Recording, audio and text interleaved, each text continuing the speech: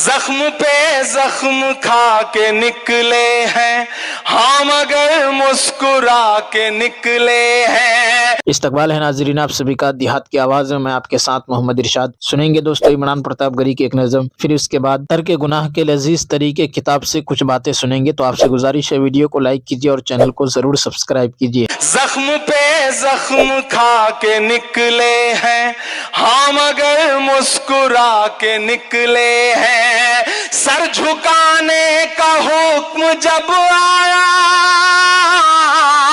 سر جھکانے کا حکم جب آیا، اور بھی سر اٹھا کے نکلے ہیں، اور بھی سر اٹھا کے نکلے ہیں، نعرہ حق لگا کے نکلے ہیں، نعرہ حق لگا کے نکلے ہیں، زخم پہ زخم کھا کے۔ کیا بات ہے۔ اچھا ٹھیک ہے۔ نہیں وہ امی نے اس بچی کی مدر نے کہا ہے کہ بائے بائے کے سی آر پڑھ دیجئے، ہم نے کہا اب تو ہائے ہائے کے سی آر کا زمانہ آ گیا۔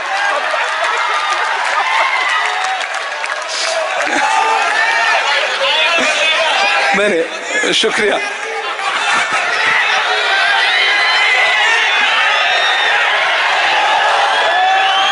نہیں بہت شکریہ، بہت شکریہ۔ دیکھیے ایک ماں کی خواہش ہے، اس کا میں احترام کرتا ہوں، لیکن میں نے کہا نا میں آج سیاست ایک کنارے رکھ کے بطور شاعر کھڑا ہوں، تو اب کیا ہی نام لیا جائے، جن پہ ترس کھانا ہو ان پہ نام کیا لیا جائے ان کا، اب تو ترس کھانے کا یہ مسئلہ ہے۔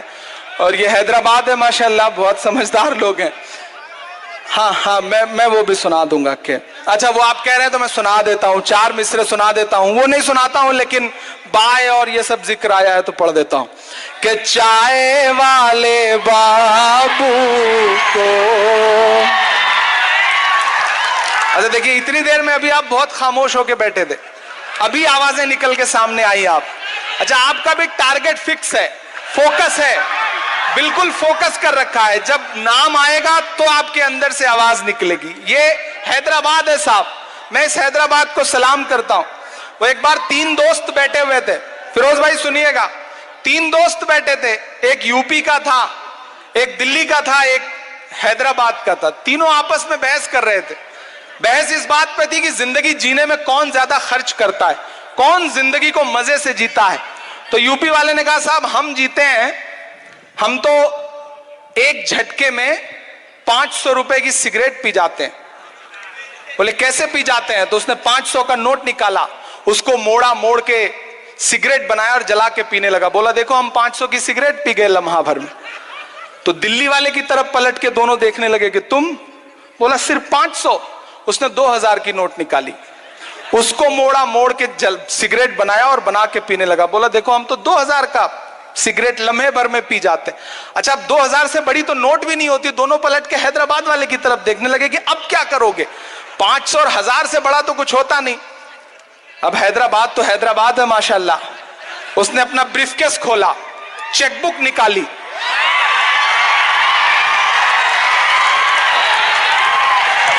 اور اس چیک بک پر لکھا 5 لاکھ۔ اس کے بعد اس کو موڑا، موڑ کے جلایا اور جلا کے سگریٹ پینے لگا۔ تو یہ ہے حیدرآباد۔ میں اس حیدرآباد کو سلام کرتا ہوں، اللہ آپ کی اس زندہ دلی کو سلامت رکھے۔ آپ بہت پیارے لوگ ہیں، بہت اچھے لوگ ہیں، بہت اچھے سے آپ نے سنا ہے۔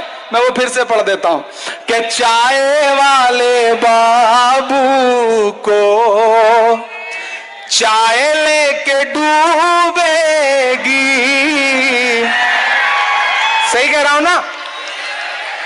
آپ بھی کیا کیا کام کرواتے ہیں، میں یہ سب کرنے کے موڈ میں نہیں تھا، لیکن آپ دوستو عمران پرتاپ گری کی نظم سننے کے بعد آپ اپنی رائے میں کیا کہنا چاہتے ہیں وہ نیچے ہمیں کمنٹ باکس میں ضرور بتائیں۔ آئیے دوستو ترک گناہ کے لذیذ طریقے کتاب سے کچھ باتیں سنتے ہیں۔ اہل اللہ سے تعلق گناہوں سے محفوظ رہنے کا واحد ذریعہ ہے، لیکن اب حضور صلی اللہ علیہ وسلم کا وہ ہاتھ کیسے ملے گا؟ اب وہ ہاتھ تو نہیں ملے گا، لیکن انشاءاللہ تعالی آج بھی جو لوگ اللہ والوں کے ساتھ جڑے ہوئے ہیں دوسروں کی بنسبت گناہوں سے کافی محفوظ ہیں، اور بعض تو بالکل ہی محفوظ ہو گئے۔ بعض ایسے بندے ہیں جو ایک نظر بھی خراب نہیں کرتے، مولانا ابرارُل حق صاحب نے ایک دن فرمایا کہ بعض عالم ایسے گزرے ہیں جن سے ایک گناہ بھی نہیں ہوا۔ اسی وقت میرے دل میں آیا کہ بابا اپنا حال بتا رہے ہیں۔ حضرت پیدائشی مادرزاد ولی ہیں، 9 سال کی عمر میں ہی حافظ ہو گئے تھے۔ ارحم الراحمین کی بے پایاں ادائے رحمت۔ بہرحال آپ لوگوں کو اللہ تعالیٰ کا ولی بننا ہے یا نہیں؟ بتائیے، یہاں کس لیے آئے ہیں؟ اگر نفس کی اصلاح چاہتے ہیں، ولی اللہ بننا چاہتے ہیں تو گناہوں کا زہر کھانا چھوڑ دو، گناہوں کے کنکر پتھر اپنی جھولی سے نکال کر پھینک دو۔ موتی دینے والا انتظار کر رہا ہے کہ تم اپنی جھولی سے گناہوں کے کنکر پتھر، ابلے گوبر اور خبیث چیزیں نکال کر پھینک دو۔ ہماری اس ادا کا اللہ منتظر ہے کہ وہ ادائے رحمت دکھائے، یعنی ہماری جھولی میں اپنی نسبت کا موتی عطا کر دے۔ آپ بتلائیں کہ آپ کا کوئی مہمان آ رہا ہو اور آپ جس کمرہ میں اسے ٹھہرائیں اس میں مری ہوئی چھپکلی، بلی کا گوبر پڑا ہوا اور بدبو آ رہی ہو تو مہمان اس کمرہ میں ٹھہرے گا کیا؟ تو یہ کیسے ہو سکتا ہے کہ آپ کے دل میں دنیا کا غبار خانہ اور گندگی بھری ہو اور اس دل میں اللہ آ جائے؟ گناہوں سے دل میں گندگی بھرتے ہیں۔ یہ نہ سمجھیے کہ آنکھ سے حسینوں کو دیکھنے سے کیا ہوتا ہے۔ آنکھ کے راستہ دل گندا ہو جاتا ہے، دل خراب ہو جاتا ہے، تباہ و برباد ہو جاتا ہے، حلاوت ایمانی کا عکس پیدا ہو جاتا ہے، قضیہ عکس ہو جاتا ہے۔ یعنی جیسے نظر کی حفاظت پر حلاوت ایمانی کا وعدہ ہے، تو اگر نظر نہیں بچائی تو قضیہ عکس ہو کر پہلے سے موجود حلاوت ایمانی بھی سلب ہو جاتی ہے۔ بد نظری سے عبادات کی حلاوت چھن جاتی ہے۔ حکیم الامت فرماتے ہیں کہ میرا اعلان ہے کہ جو سڑک پر کسی عورت کو بری نظر سے دیکھنے کے بعد تلاوت کرے گا تو مزہ نہیں پائے گا، نماز پڑھے گا تو مزہ نہیں آئے گا، اللہ تعالیٰ اس ظالم سے اپنی عبادت کی لذت چھین لیتا ہے۔ لیکن میں آپ سے ایک سوال کرتا ہوں کہ بد نظری سے کیا ملتا ہے؟ بولو بھائی، کچھ ملتا ہے سوائے اس کے کہ بے چینی پیدا ہوتی ہے، پریشانی آتی ہے، اور پریشانی میں پڑی ہے یا نہیں؟ جہاں پڑی ہوگی وہاں پریشانی آ جاتی ہے، پڑی خود ہی پریشانی لاتی ہے، لہٰذا کسی پری کو مت دیکھو، آنکھ بچا کر رکھو۔ حضرت سعدی شیرازی رحمۃ اللہ علیہ فرماتے ہیں کہ سعدی راہ وہ رسم عشق بازی، چنا دانت کے در بغداد تازی۔ آپ جانتے ہیں کہ سعدی شیرازی کتنے بڑے ولی اللہ تھے۔ شیخ شہاب الدین سہروردی کے پہلے خلیفہ تھے، تو سلسلہ سہروردیہ کے یہ پہلے صاحب نسبت خلیفہ فرماتے ہیں کہ سعدی بھی خوب جانتا ہے کہ عشق بازی کیسے کی جاتی ہے اور حسینوں کو کیسے پھنسایا جاتا ہے، معشوقوں کو کیسے چکر میں ڈالا جاتا ہے۔ جیسے بغداد کے لوگوں میں عربی گھوڑے پہچاننے کی صلاحیت ہے، ویسے ہی سعدی بھی خوب عشق بازیاں کرنا جانتا ہے، اور فرماتے ہیں اگر مجنوں و لیلا زندہ گشتے، حدیث عشق زیں دفتر نوشتے۔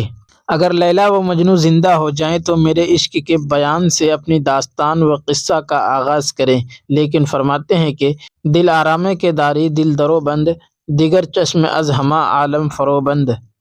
اے دنیا والو، سعدی کا تجربہ سنو۔